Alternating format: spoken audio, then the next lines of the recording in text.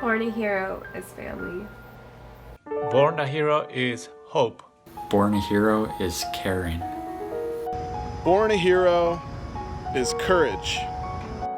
Born a hero is strength. Born a hero is passionate. Born a hero is joy.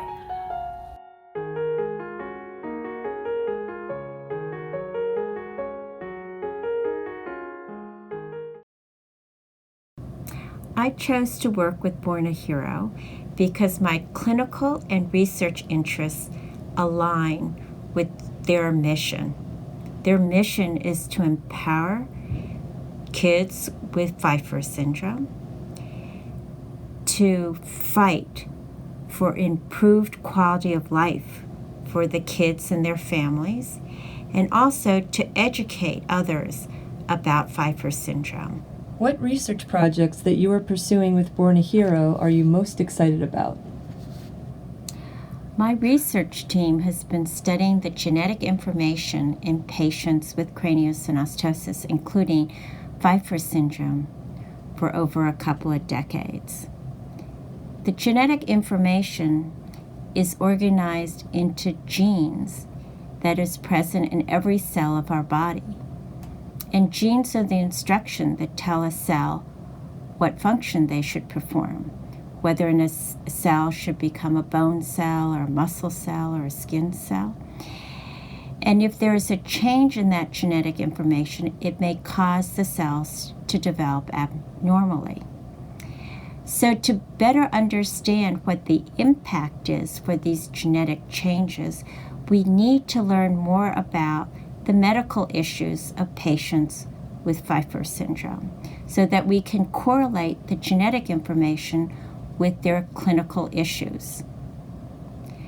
So we are very interested in learning about the natural history of the condition Pfeiffer syndrome. What we mean by natural history is that we want to know more than what just happens during one clinic visit or one hospital visit or one operation.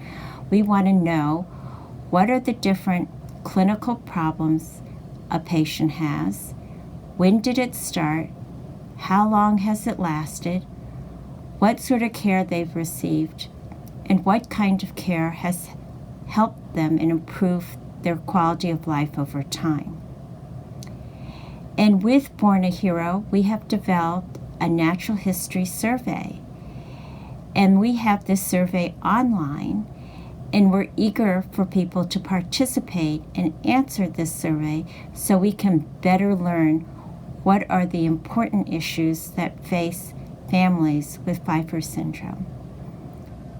I think Born a Hero is a very important organization that can be very impactful because it will bring a community together of families with this rare condition.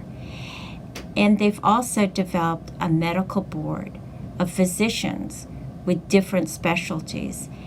And with the guidance of physicians and with the help of families, we can work together to try to improve the lives of individuals with Pfeiffer syndrome.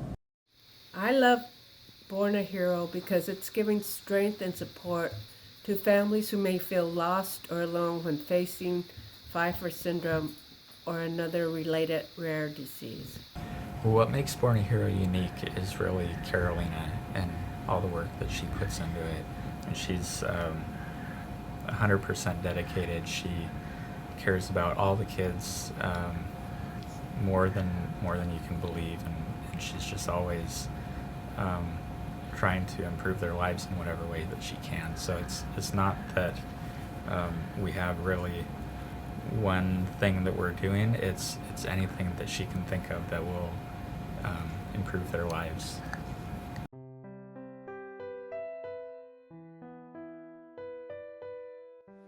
So briefly, what is Pfeiffer syndrome? Pfeiffer syndrome is a rare genetic disorder that affects 1 in 100,000 kids.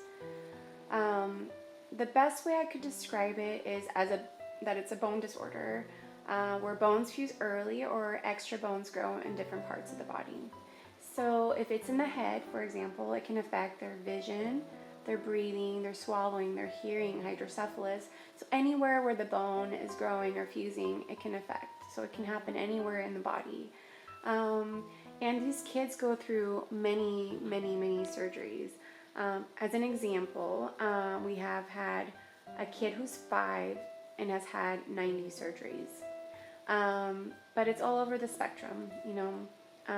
Some kids are 5 and they've only had 2 or 3 surgeries. So it really is a broad spectrum.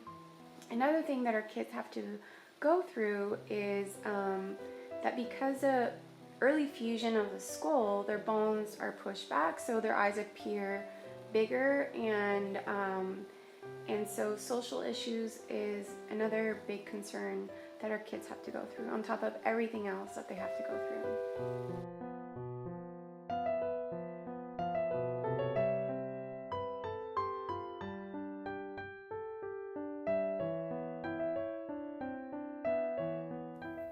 This is how one mother describes Pfeiffer syndrome on social media after having a negative social encounter about her son who has Pfeiffer syndrome. Pfeiffer syndrome isn't just about children who look different. Pfeiffer syndrome is constant bad news. Pfeiffer syndrome is never knowing when the next surgery will be. Pfeiffer syndrome is staying up all night to monitor oxygen levels. Pfeiffer syndrome is being picked apart 24/7. It's not just a couple of surgeries, it's a lifetime of surgeries. It's a lifetime of worrying. This is what it really looks like. Living in a hospital, missing birthdays and holidays, and trusting strangers with your child's life. So you were telling me about stuff that was happening at school. What was happening at school? Some people were staring at me, so I figured out that they stared at me because my eyes were big. How does that make you feel? Sad and alone. When people say that? Yeah. Yeah. Why do you have big eyes? Because I have Pfeiffer syndrome.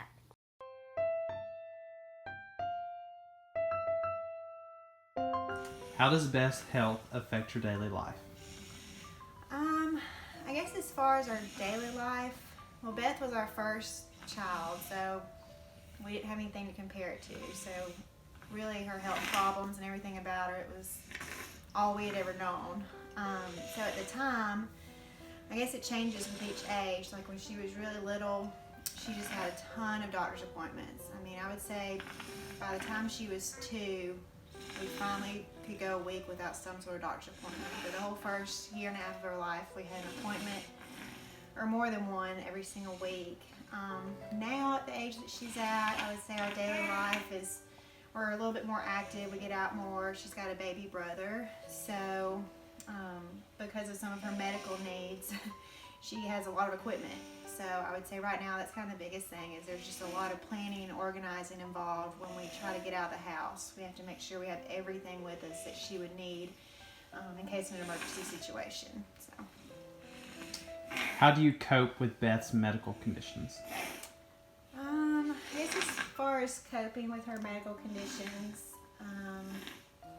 well, really we just have a lot of support. I mean, we found a lot of other Pfeiffer parents through social media, and that's been the biggest help early on, especially when we did not know anything about Pfeiffer syndrome or what, you know, the future could hold. So I'd say that's been our biggest support system, that, and we have a really supportive family and community. We live in a small town, so that really helps because everybody knows Beth and who she is, and they've known her since she was born.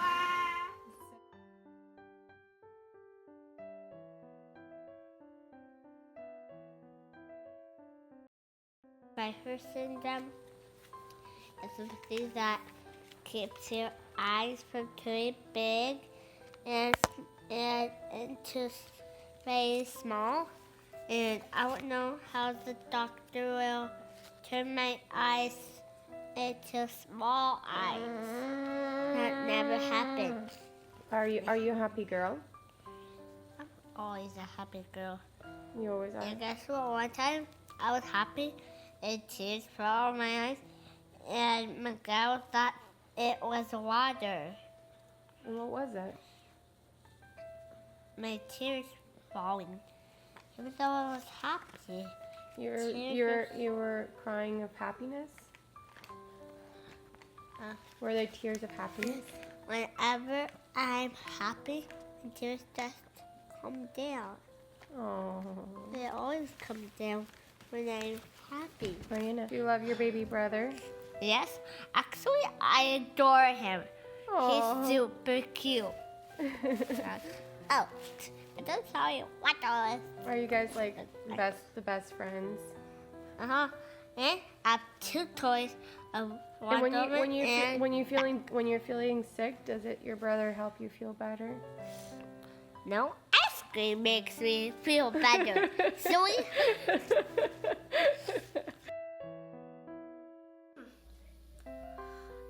My name is Sophia Dempsey, and my cousin has Pfeiffer syndrome. What has it been like for you to have a cousin with Pfeiffer syndrome? It's been really hard on all of us, because I remember the first time when she had surgery. I was like 9 and a half, and it was really difficult for me because I had never experienced something so, I guess, traumatizing, you could say. Like, my other cousins probably don't remember when she had surgery, but I remember everything about that day. I remember what it smelled like, everything that it tasted like. I remember eating certain things that day, skipping school that day because I needed to be there. And I know that I would never be able to go through something like that at her age without being scared for my life, and she's been super positive, and she's a big role model for me, even though she's only 5 years old. But yeah.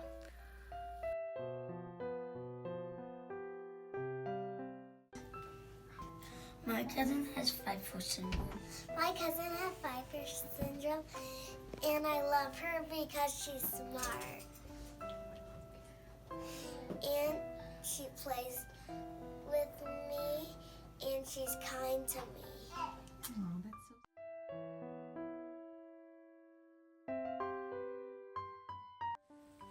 We love you, Abby.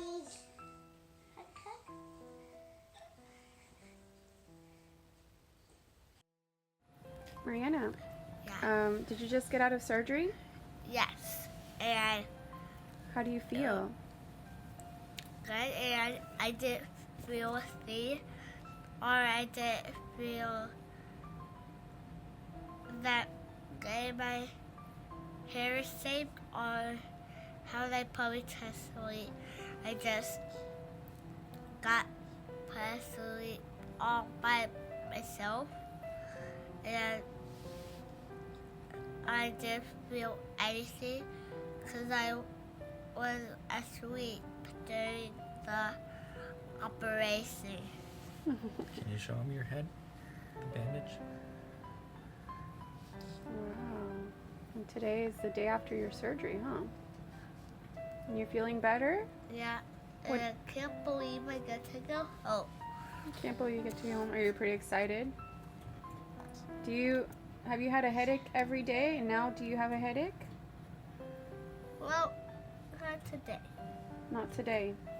How does it feel not to have a headache? It was amazing. Javon is a superhero. Who do you know that has had 90 surgeries by the age of 5?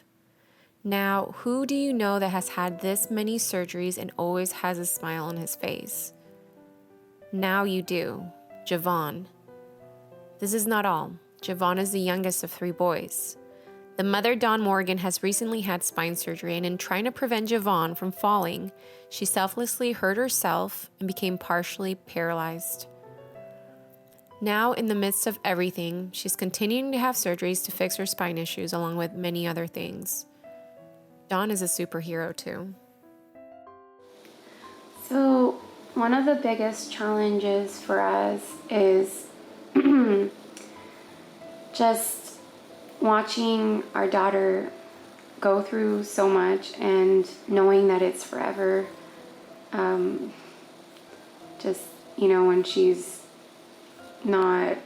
she's unresponsive, when she's not breathing, when she's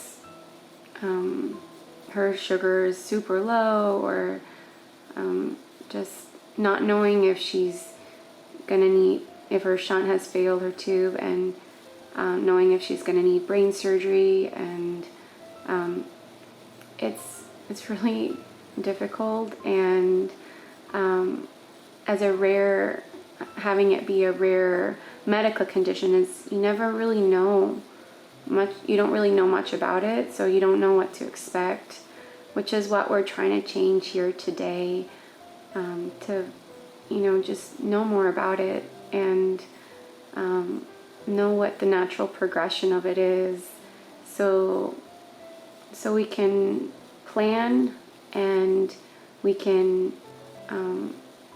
make the lives of these kids not so miserable. And for us, it's difficult when we have to, it interrupts our daily life when we have to go to the hospital 2 times, 3 times, 5 times, or 7 times a month to the ER, or we're admitted to the hospital for something. There's always something. It affects school. It affects everything. And on top of everything, just the social issues that have come from all of this, the bullying, the stares, and have been really difficult, especially now that, for example, our daughter has become more and more aware of those things and makes comments about it.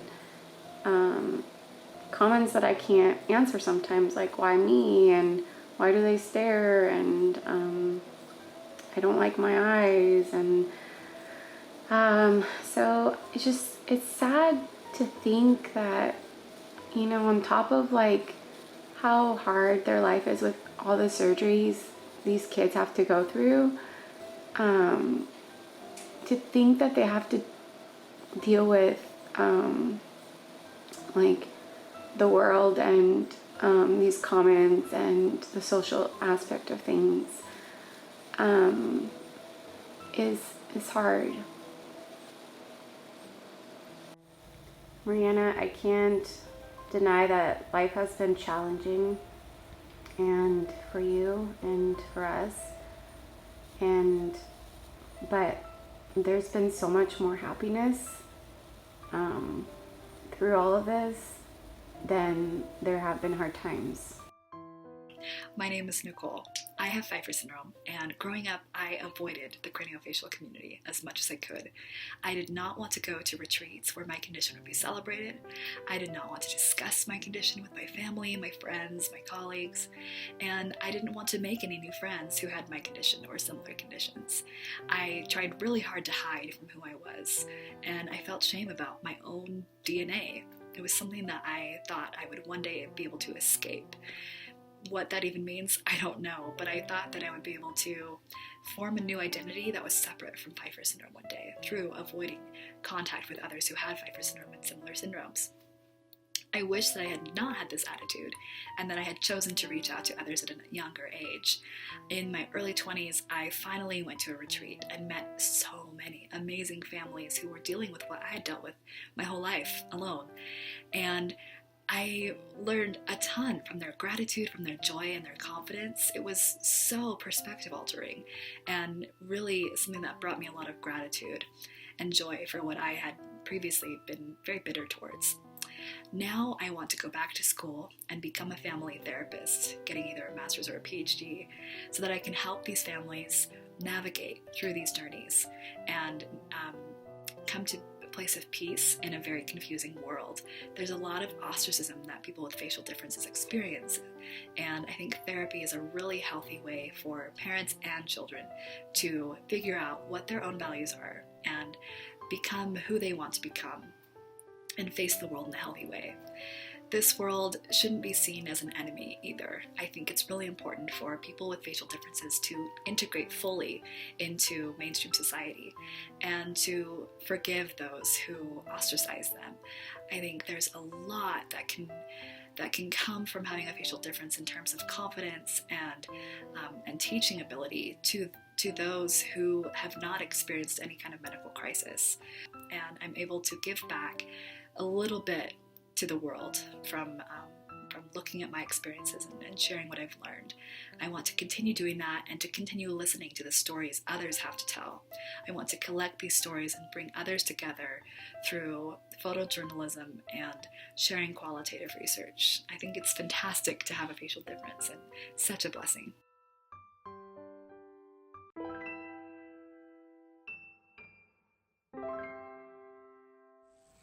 Fearless by Bradley Harding. Today I'm going to wake up to sun. I'll make my own breakfast and eat on the run. I might even outrace the school bus for fun. Today I will be fearless.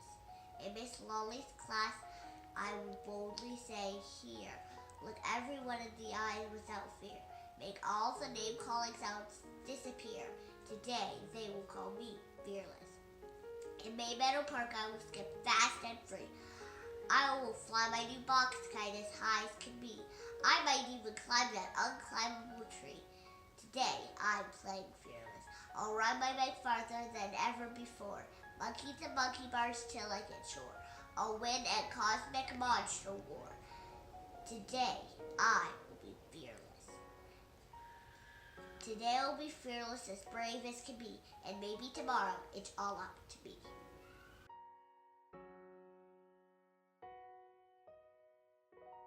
Everyone has to be happy and love other people.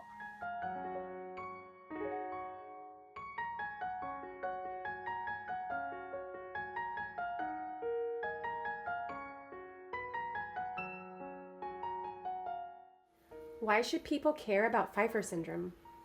These kids did nothing wrong. They were born with a genetic condition, and there's no way for them to change it. They deserve the same chance in life as everybody else. And the parents deserve to know what to expect when they're told the child has Pfeiffer syndrome.